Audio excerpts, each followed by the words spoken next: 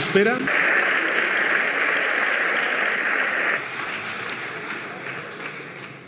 Muchas gracias, señora presidenta. Señorías, debe reconocerse que es usted coherente en algo. No se sorprenda. En algo sí que lo es. Su política internacional es exactamente igual a su política nacional. Bandazo tras bandazo, completamente dependiente de quien no debería. Está lleno de sospechas y cada vez es más difícil fiarse de usted. Acabamos de verlo. Eso sí, le reconozco que disimula con cierta apariencia. También lo hemos visto. Escucharle por momentos parecía estar asistiendo a la reencarnación de Gandhi. Gandhi fue coherente. Usted ha pasado de proponer la eliminación del Ministerio de Defensa a ser el presidente que más quiere gastar en armamento. Gandhi fue coherente. Usted da una lección de macroeconomía y no es capaz de aprobar las cuentas anuales de España. Señorías, le conocemos demasiado y sabemos lo que esconde. Lo que esconde es el criterio de España respecto a los conflictos bélicos, básicamente porque su gobierno no tiene una postura única. Lo que esconde es por qué se cambió el criterio respecto al Sáhara Occidental y arruinó la relación bilateral con Argelia. Lo que esconde es por qué no habla del régimen de Venezuela. Y lo que no puede esconder es por qué la organización terrorista como Hamás o los hutíes del Mar Rojo le han dado las gracias al presidente del Gobierno de España. Eso es lamentable. Lo hemos visto todos y lo normal es que tenga usted interés en redimirse en el mundo. En definitiva, lo que hemos visto hoy aquí es lo de siempre. Un presidente que actúa a la sombra y que al verse acorralado pretende distraer, que por descontado no explica nada, a Marruecos una línea, y que hace lo que puede, es decir, nada. Aún así, cumpliré con mi deber de trasladar opinión del grupo mayoritario. Eso sí, le pedimos 4 cosas. La primera, deje de utilizar la política exterior como cortafuegos de sus problemas internos.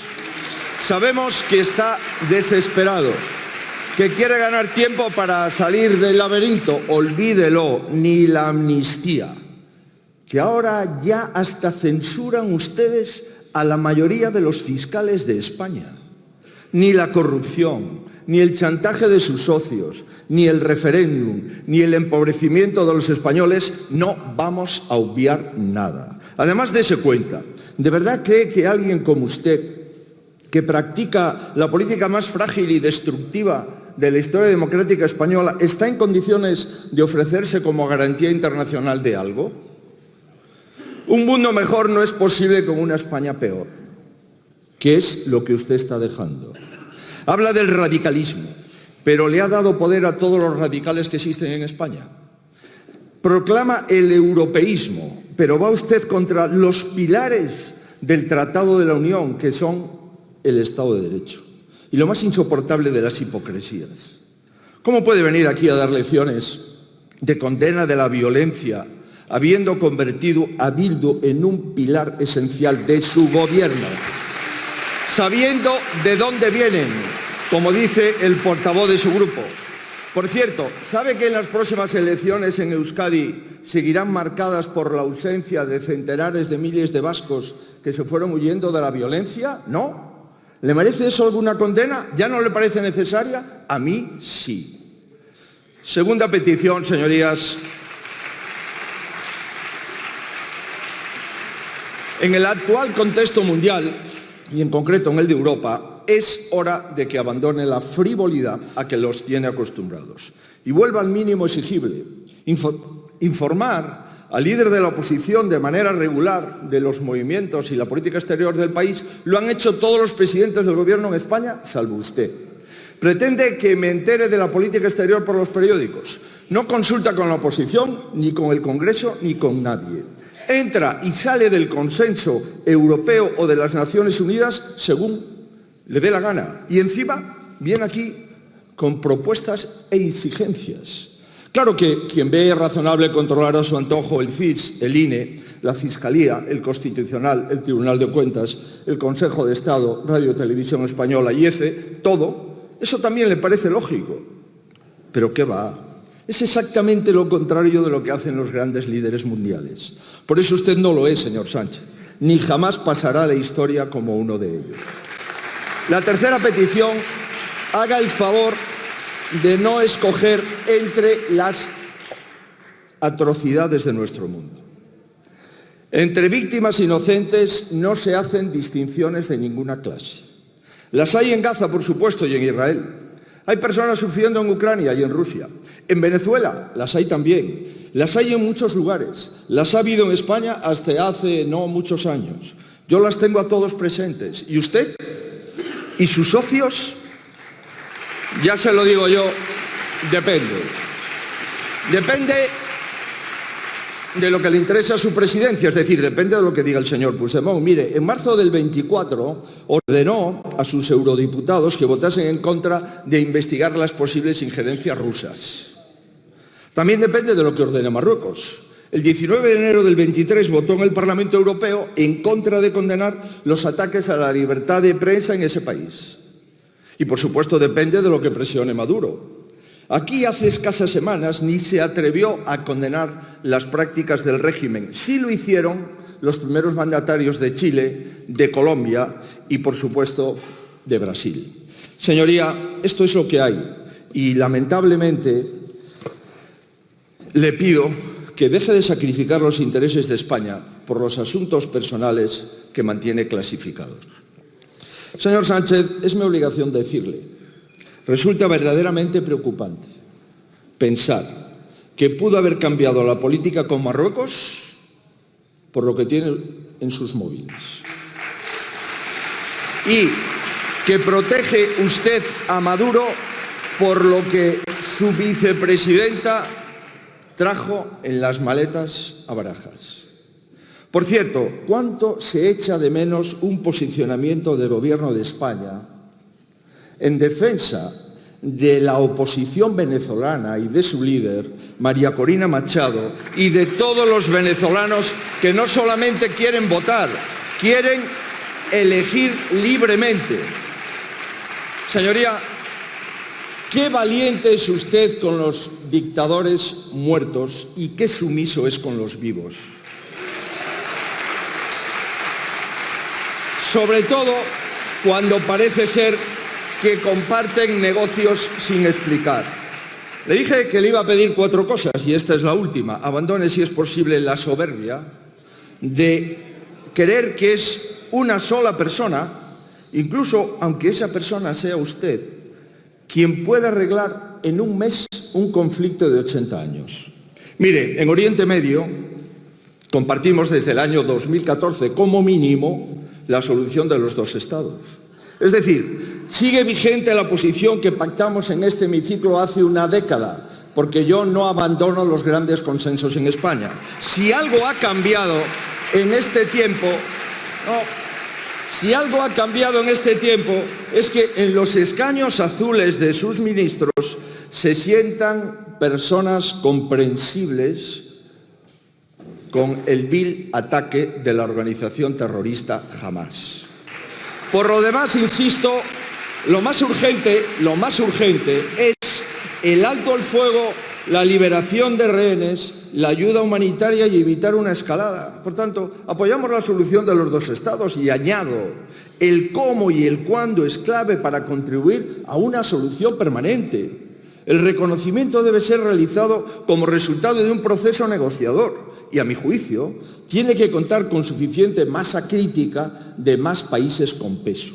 Mientras no resuelva todo esto, y creo que no sabe cómo hacerlo, solo le pido que sea responsable y guarde la brocha gorda. Que aquí el protagonista no es usted, sino los inocentes de uno y otro lado, señor Sánchez.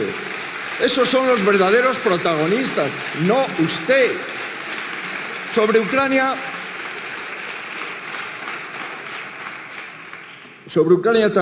tampoco hay novedades en la posición de mi partido. Sigue teniendo en mí más apoyo que en sus socios de gobierno y en sus socios parlamentarios. Lo que sí le propongo son 2 cosas. Hable claro a los españoles. ¿Cuál es el apoyo actual y previsto en la guerra? ¿Y cómo va a actualizar el presupuesto de defensa militar para los próximos años? ¿Va a reconocer el papel de las Fuerzas Armadas con una mejora de sus condiciones salariales? Hable claro también sobre los riesgos a los que nos enfrentamos. Sé que usted le pidió al presidente polaco, lo digo porque él lo ha contado, que utilizásemos eufemismos. Pero es que hay una guerra, con todas las letras, en la que nos jugamos mucho. Algunos de sus socios seguramente frivolicen con esto, pero debe aclarar qué horizonte vislumbra en el momento más inseguro e inestable desde la Segunda Guerra Mundial, como aparentemente usted ha querido trasladar en la Cámara. Y en segundo lugar le pido una reflexión geopolítica que ya no se puede aplazar más. Mire, desde que comenzó la invasión de Ucrania, la Unión Europea ha disminuido un 84% las importaciones de gas y España las ha incrementado en un 78% en el mismo periodo. Mientras a Ucrania solo ha llegado de España 1 de cada 5 euros prometidos, el apoyo financiero a Rusia se ha triplicado. Tome medidas ya para que esto no siga ocurriendo.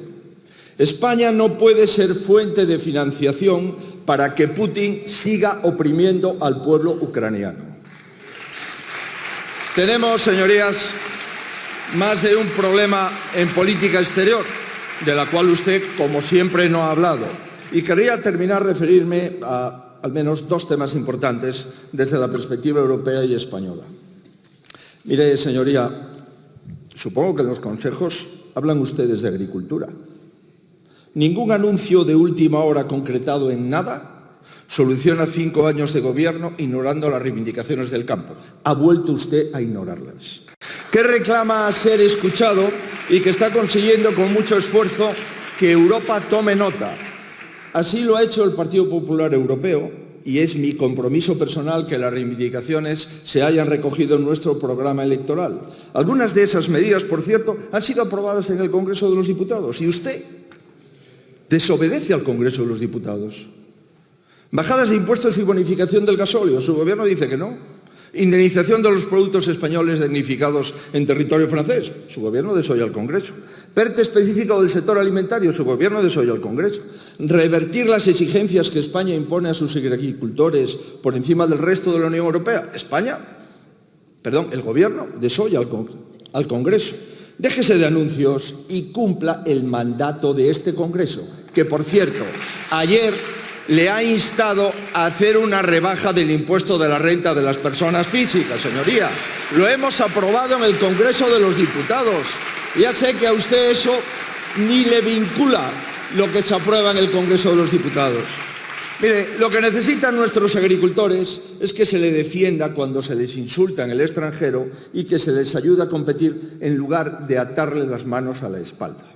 Y sobre el Estado de Derecho, en nuestro país hay una cosa clara. Nada, digo nada, de lo que está haciendo este gobierno es un elemento estabilizador de Europa.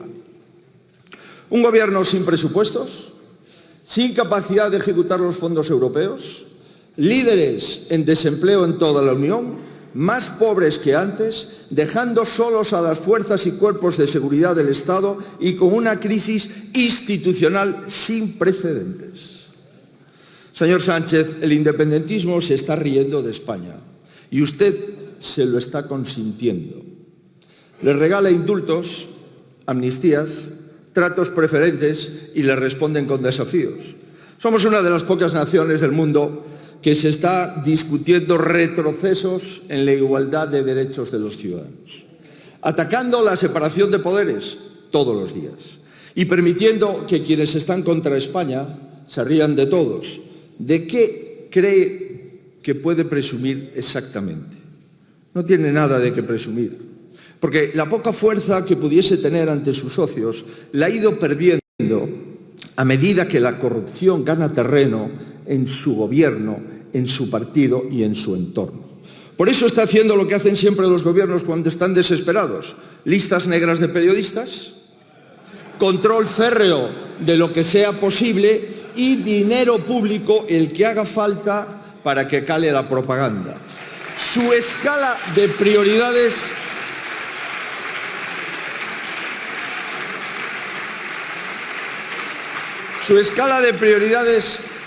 es fácil de resumir. Entre el programa que quiere llevar a las noches de Televisión Española, más los pinganillos que han traído a este Parlamento, se financiaba la ley ELA y sobraba dinero.